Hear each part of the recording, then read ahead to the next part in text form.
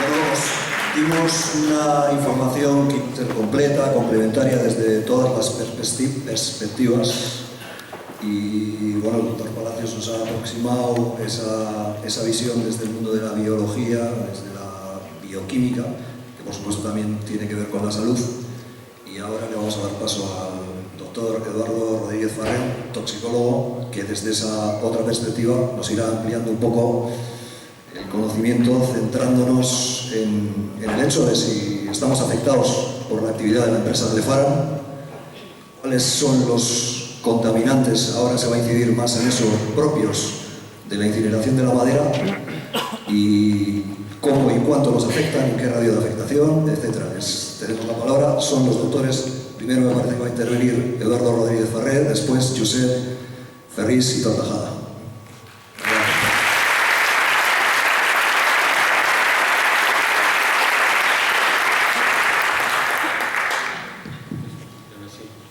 ¿Funciona esto? Sí, se oye bien. Gracias primero de todo agradecer la invitación de los organizadores a participar en este acto.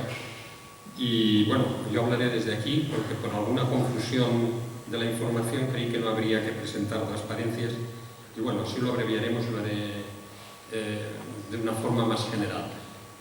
Al venir hacia acá, por la carretera, he visto en el paisaje de este valle tan verde, una ruina industrial, una fábrica ruinosa, que he preguntado, ¿qué es esta ruina que hay aquí? Y me han dicho, esta es la fábrica, el sitio donde incineran madera. Y me he quedado muy sorprendido porque es una instalación realmente arcaica. Y me ha venido a la memoria recordar que hace ya muchos años, en los años 80, la primera conferencia que di en el País Vasco se llamaba Osasuna eta Fábrica.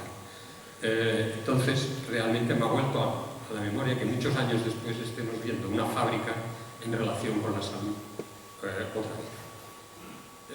Para quizá centrar otra vez el tema, retomo lo que ha dicho al principio el alcalde, que realmente las diferencias geográficas y locales en expectativa de vida son muy importantes en muchísimos sitios. O sea, la expectativa de vida en España es la segunda del mundo. O sea, tenemos una de las expectativas de vida mejores del planeta. Después de Japón es España. Sobre todo las mujeres viven más que en el Japón. O al revés, con los hombres vivimos algo más aquí en España y las mujeres viven algo menos. Pero tenemos la segunda expectativa de vida. Pero cuando miramos las diferencias locales y geográficas son tremendas. De la mitad sur de la península hacia abajo siempre están todos los parámetros peores. En la mitad norte están bastante mejor. Pero cuando vamos a mirar mucho más de cerca, vemos que hay grandes diferencias como las que se han mostrado aquí. No he traído la transparencia porque pensaba que no se iban a necesitar, pero me ha recordado un trabajo que publicamos con el doctor López Avente hará unos 10 años, en el cual veíamos cómo la incidencia, el riesgo de padecer Parkinson en el País Vasco es 4 veces superior a la media española. No es el único sitio, o sea, es una anomalía que en la parte norte de la península haya un riesgo mayor que en la parte sur. Esto ocurría en Cataluña, fundamentalmente Tarragona, sigue el Valle del Ebro, Sabiñánigo es muy alto, y aquí en Vizcaya también. Después hay manchas en Asturias. ¿Por qué? Y aquí estamos otra vez con la Osasuna eta Fábrica. Las emisiones históricas que han ocurrido en Vizcaya de una fábrica de organoclorados que se llamaba Bilbao Chemicals. Es un inciso, pero tiene relación con lo que vamos a comentar y lo que se ha comentado anteriormente. Debajo del aeropuerto de Bilbao, de Leioa, hay 100.000 toneladas de un producto organoclorado llamado lindano. Era un plaguicida, ahora le llaman pesticidas, que se utilizó desde los años 40, desde los años 50 hasta los años 80. Se prohibió luego, se prohibió no hace tantos años y se sigue utilizando en muchos países. Cito esto porque yo trabajo en este campo del efecto sobre salud de contaminantes químicos y sobre todo en el aspecto del sistema nervioso.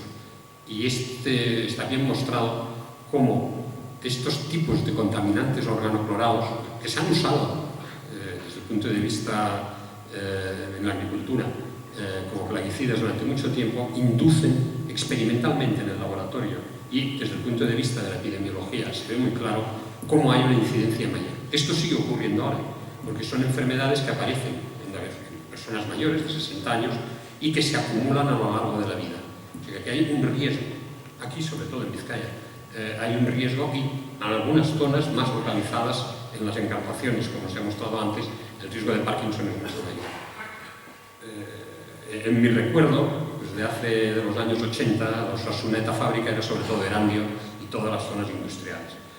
Esto ha mejorado muchísimo, pero vuelvo a recordar esto, de que hay 10 años de expectativa de vida de diferencia entre unas zonas y otras. Esto ocurre en muchos sitios, en Barcelona, entre un barrio, el barrio de Pedralbes y el barrio de lo que se llaman 9 barrios, las diferencias son de 10 años también. ¿Por qué? Aquí estamos en el punto que deberíamos centrarnos desde el punto de vista de salud y medio ambiente, o salud y aspectos de contaminación. Y es que las condiciones de vida es uno de los factores clave. O sea, si se es rico o si es pobre, es clarísimo que es un factor que incide enormemente en las expectativas de vida. Pero hay que tener en cuenta otro aspecto, que es la calidad de vida. La calidad de vida es fundamental. Y aquí sí que influye que, incluso con la misma expectativa de vida, más o menos, la calidad de vida puede ser muy diferente. Una persona puede vivir muchos años, pero en condiciones de salud que le fastidian su vida cotidiana. Y aquí es donde me gustaría llegar a incidir que estas diferencias geográficas, en muchos casos, las podemos correlacionar con la exposición a contaminantes químicos producidos por actividades industriales. En el mapa que me hubiese gustado enseñarles, se ve cómo realmente las concentraciones, las actividades industriales correlacionan muy bien con determinadas afecciones, con determinadas patologías. Casi siempre aquí se ha hablado en las exposiciones y en la mayor parte de aspectos, lo que más preocupa, la percepción que más preocupa es la del cáncer. Es evidente que el problema del cáncer, el doctor Ferris nos hablará, supongo, más concretamente de ello, pero la percepción general del público, de la gente que se dice ahora, es la incidencia mayor del cáncer. Esto se puede ver también en los trabajos del Instituto de Salud Carlos III, aquí mismo en el País Vasco, en donde hay ciertas actividades industriales, cuando se miran localidades geográficamente relativamente pequeñas, se ve como puede haber mayores incidencias de determinados tipos de cáncer. A lo mejor varía la frecuencia de un cáncer respecto a otro, aunque el total pueda ser similar, o ligeramente aumentado. Y en otros casos se dispara aumentando un 25, un 30, un 50%, como se ha mostrado al principio. Pero una de las cosas que desde el punto de vista de salud pública y de investigación toxicológica, incluso la neurotoxicología, lo que afecta a las actividades neurológicas, más nos preocupa, es que muchos de estos contaminantes están no determinando el cáncer, que siempre ha sido el foco más importante, sino que están favoreciendo, aumentando la frecuencia de otros tipos de patología que se han disparado. Los hidrocarburos aromáticos policíclicos, que nos ha mostrado y que ha insistido mucho el doctor Palacios. Esto es un punto clave. Son carcinógenos, es evidente, y actúan de una forma, cada vez más se está viendo, que se llama epigenética. No determinan mutaciones, sino determinan alteraciones de la regulación del ADN, para decirlo de una forma sencilla. La expresión del ADN queda modificada y la regulación de una serie de funciones normales queda alterada. Es lo que denominaríamos, por otro lado, alteradores endocrinos. Todo el mundo ha oído hablar muchas veces en la prensa, a nivel de programas de difusión, de los contaminantes orgánicos persistentes. Muchas de estas sustancias que ha mostrado el doctor Palacio son contaminantes orgánicos persistentes.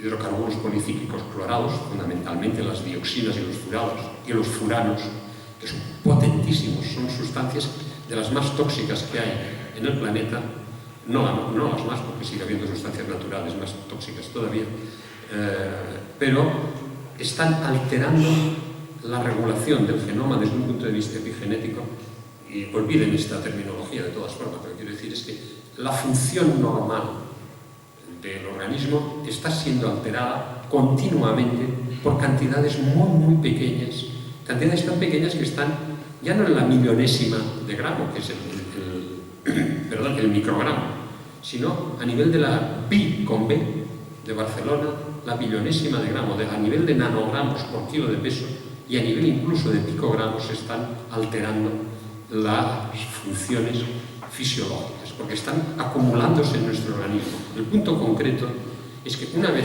ingresan en nuestro organismo prácticamente no se eliminan muchas de ellas. Y otras están continuamente teniendo efectos. Fíjense que la tabla que ha mostrado el doctor Palacios.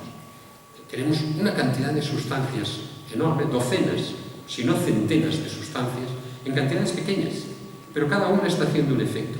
El problema mayor que tenemos hoy en día, desde el punto de vista de ver qué incidencia tiene sobre la patología, es que podemos estudiar, sabemos el efecto de cada una aislada, pero ¿cuál es el efecto de la suma de todas ellas?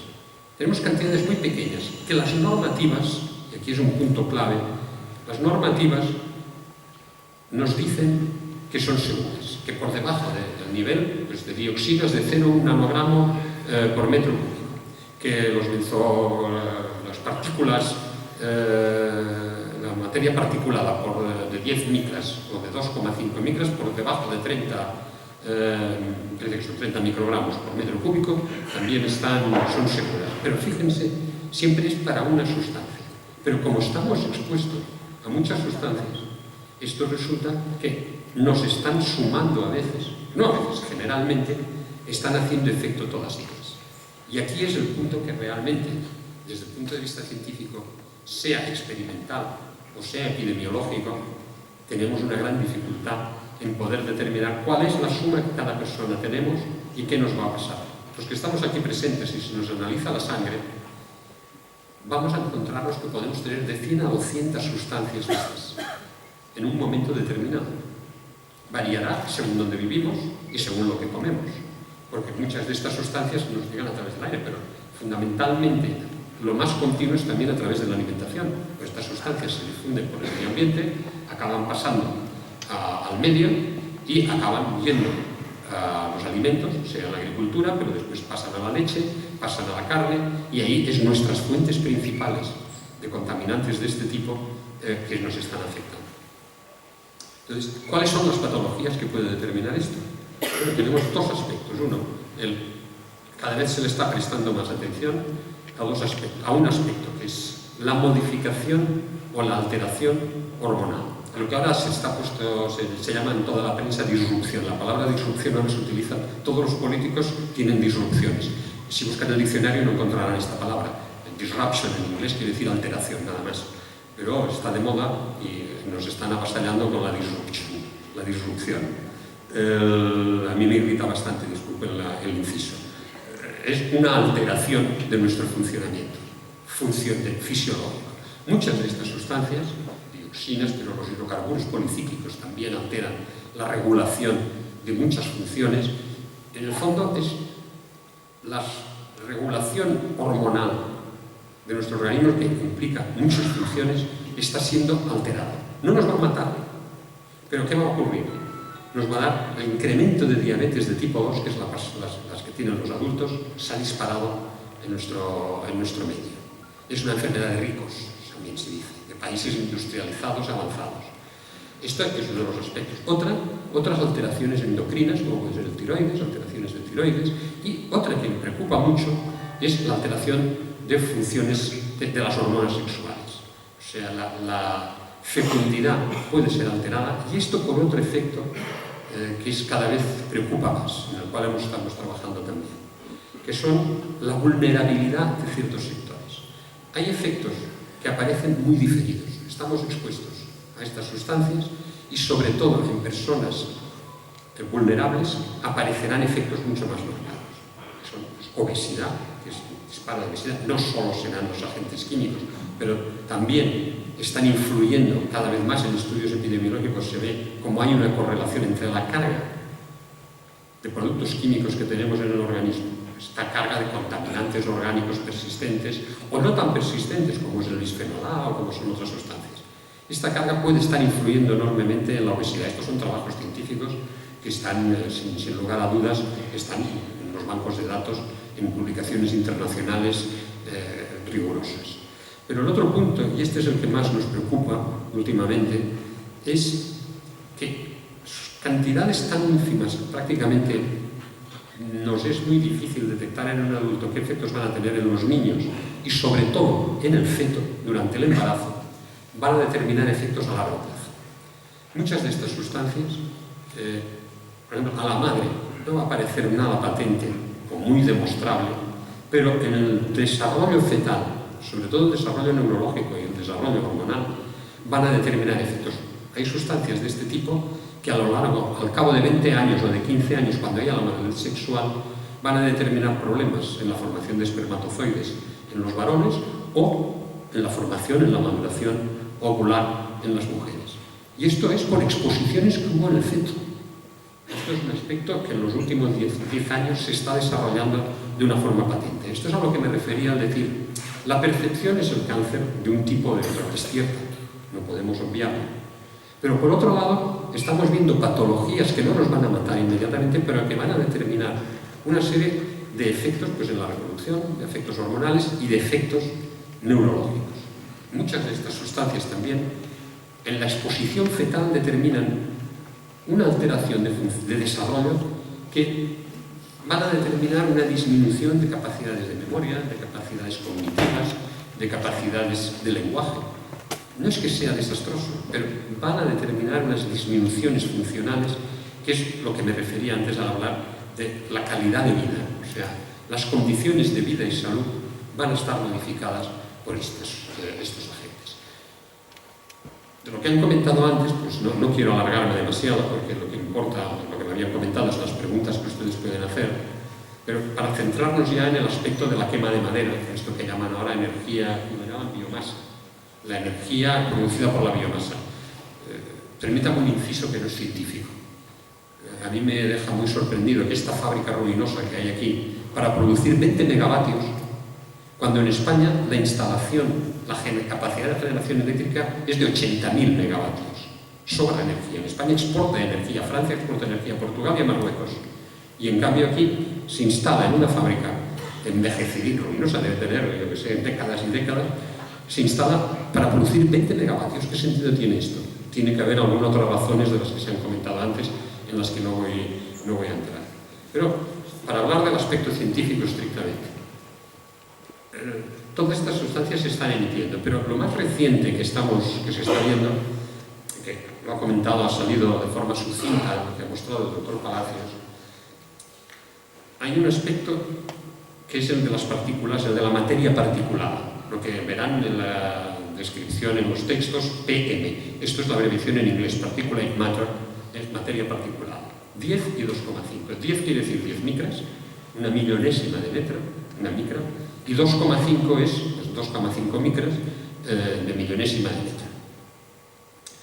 Sobre todo las partículas de 10, y estas las tienen aquí, porque esta instalación, esto es lo que quizá más me ha sorprendido al llegar aquí de esta Osasuna, esta fábrica, para repetir otra vez el problema. Instalada en un centro urbano, emitiendo, por lo que he visto, los datos que hay hasta ahora superan las normativas. Esto merecería un comentario luego si hay tiempo. Las normativas son políticas, las normativas no son científicas. No dejan de ser gestión de riesgo, no es la evaluación del riesgo. La evaluación del riesgo es otra cosa, un aspecto científico. Estas partículas van a diseminarse a distancias bastante importantes, pero sobre todo en las condiciones, lo que hay que valorar es las condiciones ambientales de la localidad. Esto es un valle, y es un valle húmedo, es un valle que tiene en verano o en invierno generalmente hay bruma, hay una humedad muy alta. Esto hace que estas partículas se puedan depositar con una gran facilidad en el ambiente de esta zona y diseminarse o difundirse muy mal. O sea, no van a llegar, en teoría pueden llegar a kilómetros, pueden llegar hasta kilómetros, pero lo que es a lo largo de este valle seguro que están depositándose en los campos, en el césped, en la agricultura o en sus casas. Bien, estas partículas, las de 10, las las que se llaman de 10 micras, estas son las que están relacionadas con lo que se ha mostrado antes con problemas respiratorios. ¿Qué ocurre? Se depositan en los bronquios, la mucosa del bronquio se inflama y esto va a determinar pues, una serie de problemas respiratorios. Que cuando se acuda al médico, el clínico va a ver una bronquitis, o va a ver una bronquitis, un problema crónico respiratorio, y lo va a diagnosticar sin poderlo relacionar. Cuando uno ve a un paciente, no puede relacionarlo esto con qué cosas. Pues, el señor puede ser fumador, el señor puede estar en su trabajo en unas condiciones malas, puede haber una serie de problemas, pueden ser infecciones, pero puede ser la contaminación química que hay aquí. Esto no lo puede determinar individualmente el clínico, esto solo se puede ver cuando se hacen análisis de salud ambiental y de epidemiología. Hay más frecuencia de estos problemas aquí en relación con otras áreas, esto que se ha mostrado al principio el alcalde, ¿no? Las pequeñas localidades, esto es lo que hay que evaluar. Bien, esto es un problema general, pero el problema que más nos preocupa hoy en día son las partículas pequeñas, las de 2,5. Estas partículas son tan pequeñas que llegan al final del tronco respiratorio, pasan al alveolo y pasan a la sangre, y ahí se distribuyen por todo el organismo. Pueden ser de muchos tipos, puede ser de hidrocarburos policíclicos, aromáticos policíclicos, pueden llevar metales incorporados, porque esto en realidad, piensen que son aglomerados de moléculas en una especie de hollín ultramicroscópico. Y ahí puede haber mucha variedad y llevan incorporadas muchas de estas sustancias. Cuando llegan a la sangre se distribuyen por el organismo, pero los problemas que importan hoy en día son cardiovasculares. En el hospital donde yo estoy, se han publicado recientemente en revistas muy internacionales, muy prestigiosas, del grupo que trabaja en problemas cardiovasculares neurológicos, que las personas que están expuestas a estas partículas tienen más frecuencia de ictus, más frecuencia de un ataque de trombosis o de un ataque de patología. ¿Por qué ocurre esto? Porque estas partículas, al incorporarse al sistema cardiovascular, en la mucosa en el endotelio, que se llama en el aspecto técnico, la mucosa que recubre los vasos, se depositan allí y lo inflaman. Y esta inflamación determina toda una serie de reacciones, se llama un estrés oxidativo, mal dicho, es un estrés oxidante, que va a determinar una inflamación que va a favorecer la trombosis o la acumulación de las placas de aterosclerosis, y esto va a determinar al final un problema neurológico grave o problemas de infarto o problemas cardiovasculares. Hace tiempo que se sabe que hay afectación cardiovascular. Lo que se ha visto más reciente es que el ictus y algunos de estos problemas están relacionados directamente con la acumulación de estas pequeñas partículas que aquí las tienen en cantidades para regalar. Este es uno de los problemas más importantes. Hay partículas más pequeñas, probablemente, esto está mal conocido todavía, pero con estas tenemos bastante para ver que aquí hay un problema que hay que evaluar. Déjenme acabar, no quiero alargarme más. Hay que distinguir muy bien lo que es la evaluación científica de un riesgo, lo que se hace a partir de las publicaciones científicas que ha mostrado, por ejemplo, el doctor Palacios, los estudios epidemiológicos, los estudios toxicológicos. Esta es la evaluación. Durante 20 años yo he trabajado en evaluación de riesgos para la salud para la Comisión Europea. Les puedo garantizar o afirmar que una vez hay una literatura científica con unas evidencias científicas muy rigurosas, pueden pasar más de 20 o 30 o 40 años hasta que se adoptan normas de restricción o de prohibición. ¿Por qué? Porque la segunda parte, quien hace las normas, no son los científicos. Los científicos informan, pero no son vinculantes. Tenemos comités que nos pasamos 3 años, se hacen unos informes de 200 páginas con toda la literatura científica analizada, pero ¿qué ocurre? Esto se pasa a las autoridades sanitarias, a las autoridades políticas, a las direcciones generales de salud o a las de medio ambiente. Pero la gestión del riesgo, que es otra cosa distinta, es quien establece las normas. La gestión del riesgo depende de muchos factores. Uno, los aspectos económicos. Está claro que cuando hacemos un informe en el que decimos que el eftalato o los hidrocarburos policíclicos determinan tales patologías, si esto implica una producción de millones de toneladas y representan centenares de millones o miles de millones en la Unión Europea de industrias que fabrican esto, igual que lo de los plaguicidas, lo del glifosato en Monsanto, todas estas cuestiones, ahí va a haber una resistencia y se va a decir, hay que hacer más estudios, entonces se vuelven a repetir los informes. Pero ahí entra otro factor, y aquí es muy importante en una asamblea, en una reunión como esta, y es la percepción del riesgo. La percepción del riesgo que tiene el público. Hay productos que son altamente tóxicos y no hay percepción del riesgo para nada. Las autoridades políticas están contentísimas en que no haya percepción de riesgo. Porque la presión que pueden hacer el público o la gente, como se llama ahora, la presión que se puede hacer a los políticos sí que les importa. Y cuando la población implica o exige o percibe un riesgo, es importante. No quiere decir esto tampoco que la percepción del riesgo sea correcta científicamente. Muchas veces nos quedamos asombrados de que hay movilizaciones sobre percepciones de riesgo que no tienen ningún fundamento. Esto también hay que decirlo. Hay casos que podría citarles, pero nos alargaríamos y no vienen al caso. Pero cuando hay datos científicos, la percepción del riesgo debe hacerse llegar al público. La gente debe tener conciencia de que hay unos estudios científicos rigurosos publicados internacionalmente que ellos deben conocer, que se deben difundir. Para esto estamos aquí, para difundir y para hacerle llegar a la gente que hay unos conocimientos científicos muy rigurosos que implican un riesgo. Esta percepción del riesgo a la gente la puede hacer llegar a los políticos, y ahí sí que son más sensibles. Ya entran después todos los aspectos, pues, industriales, comerciales, políticos, económicos, etc. Pero esta es la gestión del riesgo. La evaluación del riesgo a veces tarda muchísimos años en poder trasladarse a esta percepción. Pongo un ejemplo que no viene al caso aquí.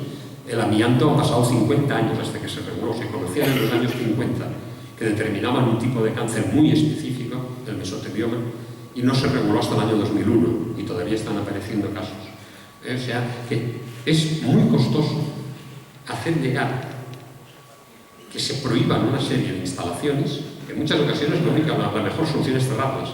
Y sobre todo, pues, como ha explicado muy bien el doctor Palacio, no tiene ningún sentido estar generando 20 megavatios y quemando bosques. Bueno, esto es simplemente, después estoy a su disposición, lo que quería comentar de todas estas instalaciones, los riesgos para la salud y lo desapercibidos que pueden pasar estos efectos. Gracias.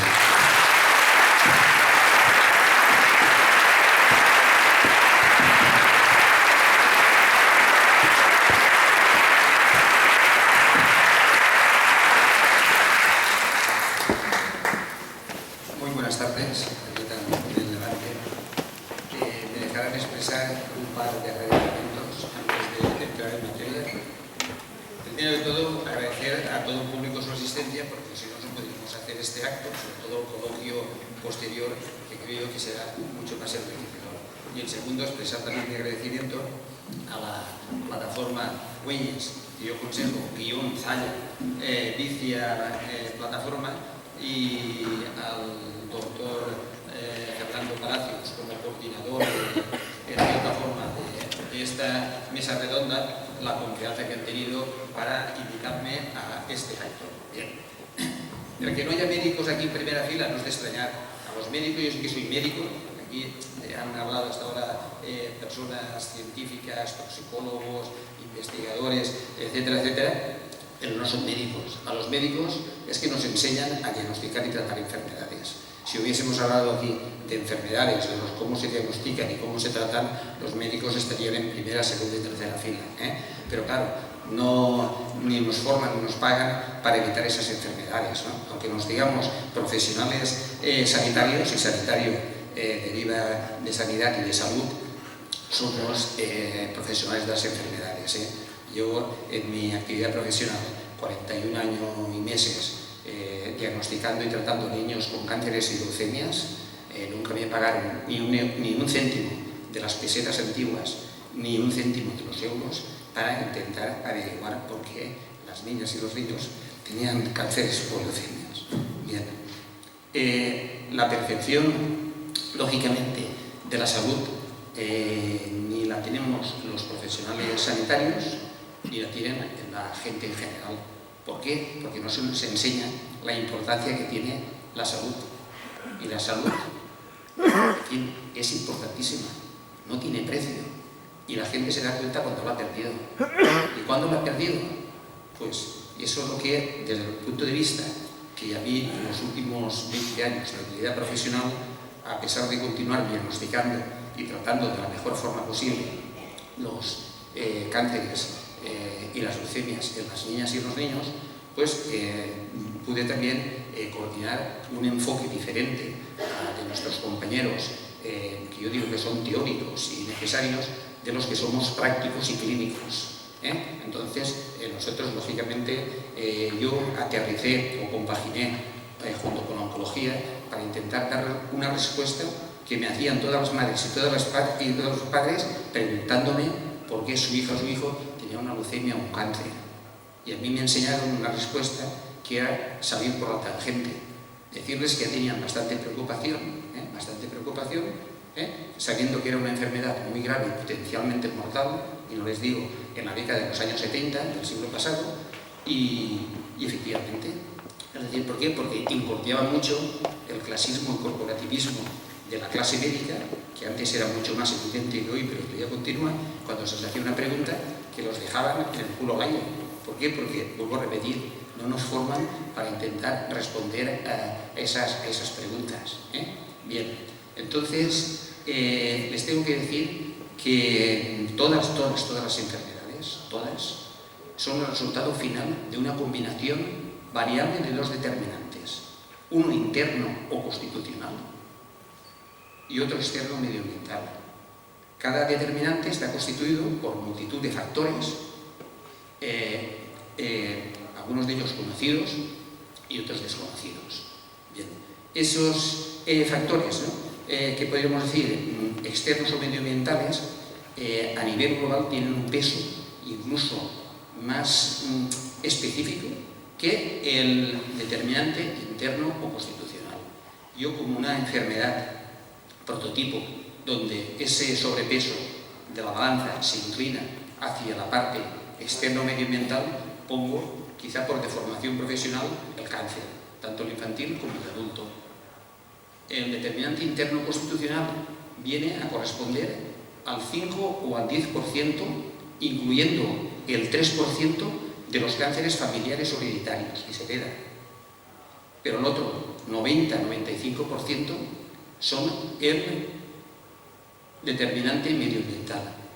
¿Y por qué está constituido? Está constituido por los contaminantes denominados cancerígenos.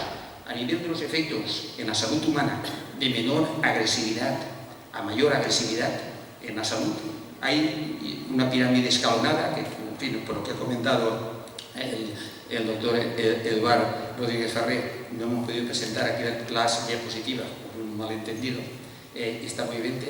Hay 5 escalones de mayor amplitud, que esos son los denominados irritantes. El segundo escalón de esa pirámide, más o menos de 5 niveles, son los contaminantes alergenizantes o sensibilizantes.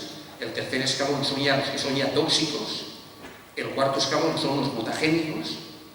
Y la parte ya superior de la pirámide, podrían decir la punta que emerge del iceberg o del iceberg flotando sobre el agua, son los cancerígenos. Entonces, estos contaminantes cancerígenos, pues lógicamente se denominan así porque pueden, aparte de poder tener las mismas propiedades, porque son mutagénicos, interactúan en nuestro material genético, en nuestros chips. Nosotros estamos hechos como unos chips, que es el ADN, que es la mitad, una partitura musical. La mitad es de nuestras madres y la otra mitad de nuestros padres. Entonces, estamos determinados, lógicamente, para funcionar con 3 combustibles que la madre naturaleza nos ha puesto ahí desde la evolución, de la aparición de vida en el planeta Tierra, y después la aparición de las especies y la evolución de las especies. ¿Y qué son esos 3 combustibles? Los alimentos que comemos, el aire que respiramos y el agua que bebemos, esos 3. Y a partir de sobre todo la aparición, ya se ha dado a comentar, de lo que es la revolución industrial, más o menos el siglo XVIII, cogió impulso en el XIX y se desarrolló ya durante el XX, y lo que yo denomino la globalización de esa revolución industrial, que ha sido ya en la segunda mitad del siglo pasado, y lo que llegamos ahora estas 2 décadas del actual, pues lógicamente está, en fin, produciendo una contaminación sin parangón posible en todos nuestros ambientes y nuestros combustibles que necesitamos. Y la salud, el medio ambiente y la enfermedad forman un trío inseparable e indisoluble. También se publicó en la primera década de este siglo, los compañeros del Instituto de la Salud de Carlos III de Madrid, el Atlas de mortalidad por cáncer en el Estado español. Y decían que dependía mucho más del código postal que del código genético. Y la explicación, y eso les estoy comentando. Lógicamente, si nuestro código genético está para funcionar con unos combustibles que no estén con esos contaminantes cancerígenos, o con contaminantes, por decirlo de alguna forma, porque contaminantes, la definición son factores, agentes, sustancias, compuestos o mezclas de ellos que intervienen alterando la composición de los combustibles naturales que necesitamos y produciendo un mayor riesgo de todo tipo de enfermedades, desde leves, moderadas y graves, incrementando el riesgo de mortalidad prematura, que ya se ha llegado aquí también a comentar, lógicamente, el que llega a cortar, y lo que es más importante, que también ha puesto el dedo en la llaga el doctor Rodríguez Ferrer, la calidad de esa vida es mucho más importante, y creo que el alcalde de Zalla, ¿no?, que muy bien también su intervención, esos 10 años de diferencia aquí en Euskadi, ¿no?, lógicamente, pero claro, es no solamente que te llegas a morir de 10 años antes, sino los últimos años o décadas que has vivido con una calidad de vida muy ínfima, y siempre, si les dan a elegir entre calidad o cantidad, no lo duden, no lo duden, sabrán, deben de saber lo que tienen que decir, ¿no? ¿Sí? Yo digo que las dos cosas, por si cuela, siempre intenten 100 años y un día y completa autonomía mental y de locomoción, y ya empalmaremos al día 1 del 101. Pero en fin, es mucho más importante la calidad que la cantidad. Bien.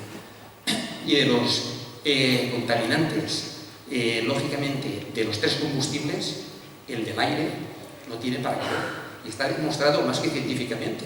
Aquí ha quedado expuesto tanto las intervenciones del alcalde de Zalla como del doctor Fernando Palacios y Rodríguez Ferrer, que está clarísimo. A mí, cuando a veces dicen, tenemos que hacer aquí un estudio epidemiológico, ¿qué polletas? Tenemos que hacer un estudio epidemiológico de sentido común cuando sabemos ya todas estas evidencias científicas, y que se puedan tardar varios años en realizarse, y que van a estar ustedes, lógicamente, pues más penalizados que el de otras regiones. Vamos a hacer un estudio epidemiológico para analizar que unas personas caigan de un cuarto o un quinto piso y a ver los que se mueven, los que tienen traumatismos que otros que se caen a 0 metros de desnivel. Van a estar ustedes como cobayas, continuando lógicamente lo que están ahí todo tipo de contaminantes. Entonces las enfermedades están clarísimas. Es decir, penetran por vía respiratoria de forma directa, pero también de tipo indirecto, y yo también lo he llegado un poco a esbozar mis compañeros que han intervenido. Se deposita el aire, que es el número 1. ¿Por qué? Porque se va depositando, lógicamente, envolviéndolo todo de forma directa por nuestras vías respiratorias, pero se deposita, lógicamente, en el mundo vegetal y en el mundo animal, y se va, lógicamente, pues a nivel del suelo, del subsuelo, de los alimentos vegetales y de los alimentos animales, que van comiendo, lógicamente, el mundo vegetal y se van bioacumulando y penetrando dentro de nosotros. E incluso también lo de la biomasa, el material particulado que sirve de vehículo a metales pesados, compuestos orgánicos volátiles y los hidrocarburos policíclicos aromáticos, pues lógicamente va penetrando dentro de todos nosotros. Y suerte que tenemos un sistema de inmunovigilancia defensiva que nos protege las 24 horas del día y es capaz de detectar de promedio en los países occidentales. Tenemos el diario de contaminantes cancerígenos, la punta de esa pirámide, de 40.000 a 50.000 contaminantes cancerígenos que nos penetran por los 3 combustibles, las 3 vías, la vía aérea, los aéreos y el agua que bebemos y los alimentos por la vía digestiva y también por vía transdérmica. Es decir, nos penetran de 40.000 a 50.000. Tenemos 40.000 a 50.000 posibilidades cada día de desarrollar un cáncer invasivo por la mutación y la transformación de unas células muy pacíficas y muy respetuosas y muy trabajadoras que nos están continuamente trabajando las 24 horas del día, y entonces podríamos desarrollar muchísimos cánceres. ¿Y por qué no tenemos tantos? Porque este sistema de inmunovigilancia defensiva es capaz de detectar cada uno de esos contaminantes cancerígenos, los mutagénicos, los tóxicos y sensibilizantes e irritantes. En el caso de los cancerígenos, los bloquea, los metaboliza, es decir, los trocea y los elimina, y lo que es más importante, repara el daño que han ocasionado hasta que ha llegado a esa célula.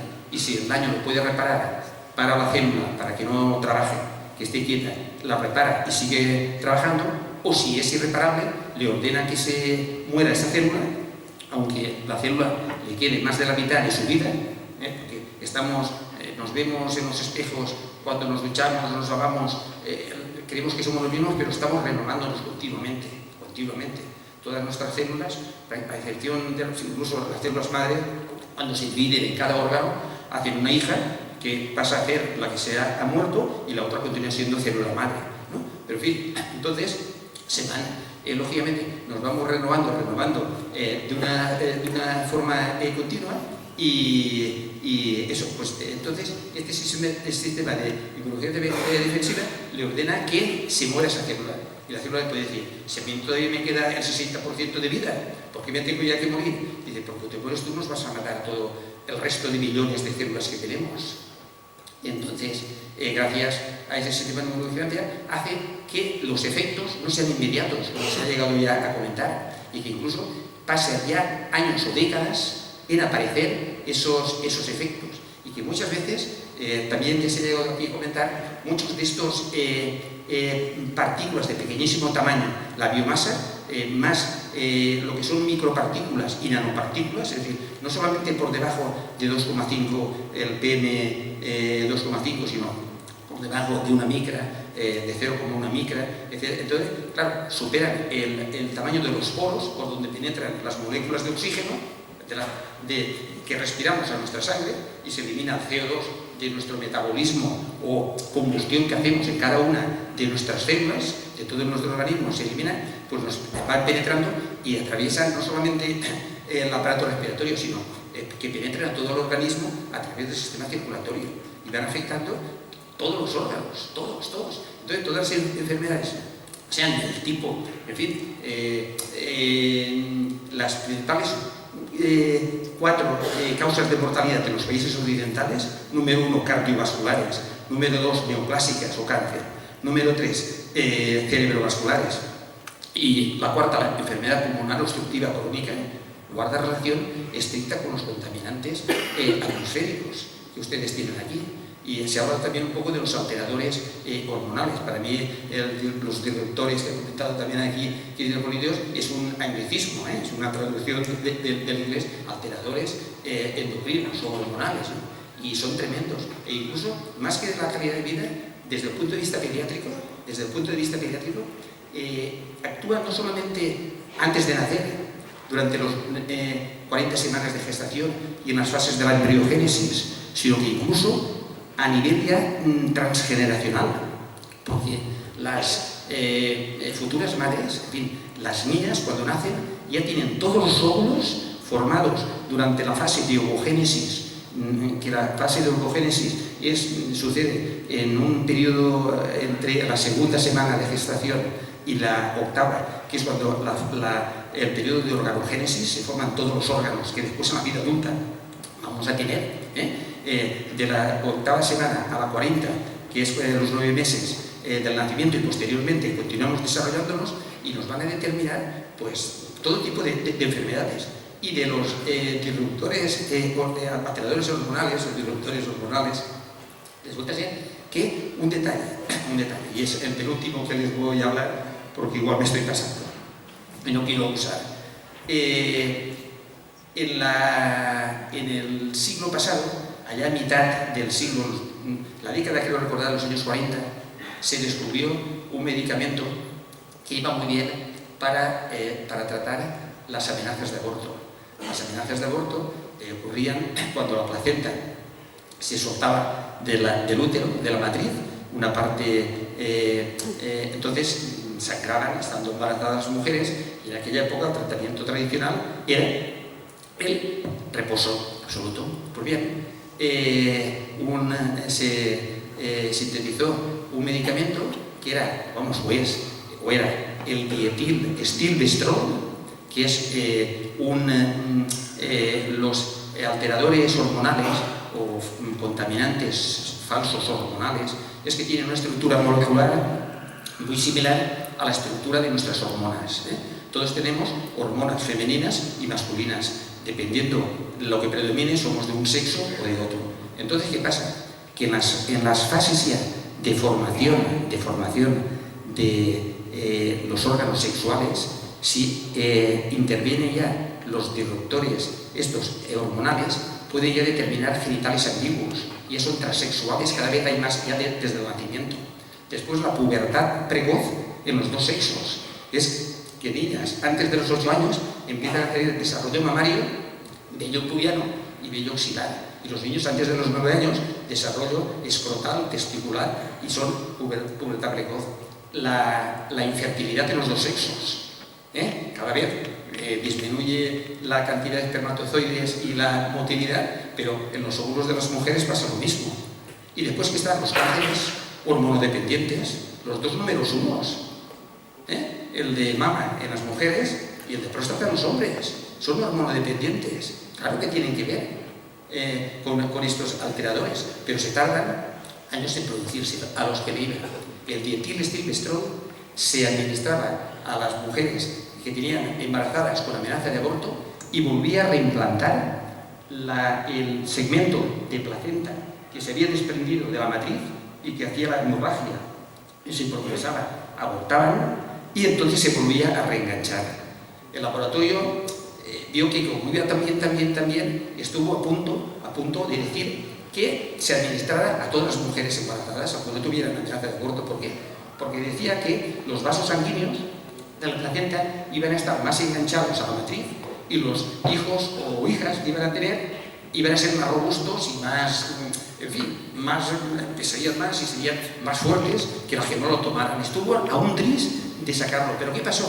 Pasó que un grupo el año 71 en concreto, un grupo de investigadores encontró un tipo de cáncer que era el adenocarcinoma vaginal de células claras, que afectaba a la vagina y solamente de las mujeres, y que era un cáncer que durante toda la historia de la medicina lo presentaban de una forma muy rara las mujeres ya posmenopáusicas muy mayores, más de 65 años.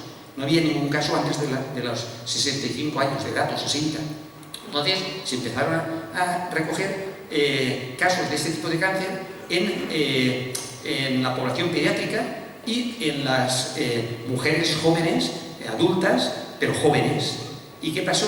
Se pasó que del hilo novillo habían tenido todas ellas, las madres de estas niñas o mujeres jóvenes con este tipo de cáncer, habían tenido amenaza de aborto y habían sido tratados con el dietilestilbestrol, un alterador hormonal, y producía este tipo de cáncer. ¿Y entonces qué ha servido? Pues claro, en la oncología, por razones deontológicas, éticas y de todo tipo, la experimentación humana no está permitida. Pero a los clínicos nos han servido involuntarios o cobayas involuntarios. Entonces se ha hecho un seguimiento a todas las mujeres embarazadas que tuvieron amenaza de aborto y se les trató con el dietilestilbestrol. A partir del año 71 en Estados Unidos se prohibió ya, y aquí creo que todavía la Unión Europea, lógicamente en esa época no funcionaba, no sé lo que se tardó todavía. Lo mismo con la talidomida, que primero, lógicamente en Estados Unidos, lógicamente, las malformaciones al nacimiento que presentaban la relación causa-efecto era inmediata, no se tardaba tanto. Entonces se ha podido determinar la aparición de este tipo ha sido el primer cancerígeno transplacentario de la especie humana. Y entonces se ha visto que llega a dar efectos la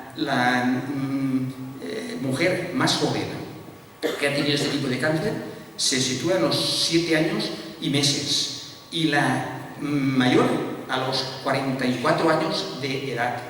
Y se ha sabido, entonces fíjense, a los 44 años de edad llegan a tener un cáncer que se originó por un contaminante cancerígeno antes de nacer, transplacentario, que se le administró cuando estaba, en fin, la madre embarazada de aquella época. ¿Y qué más se ha visto? Se ha visto lo que les decía anteriormente, de cada 1.500 a 2.000 madres con amenaza de aborto que se tomaron el dietilestilbestrol, solamente una de las hijas ha desarrollado este cáncer.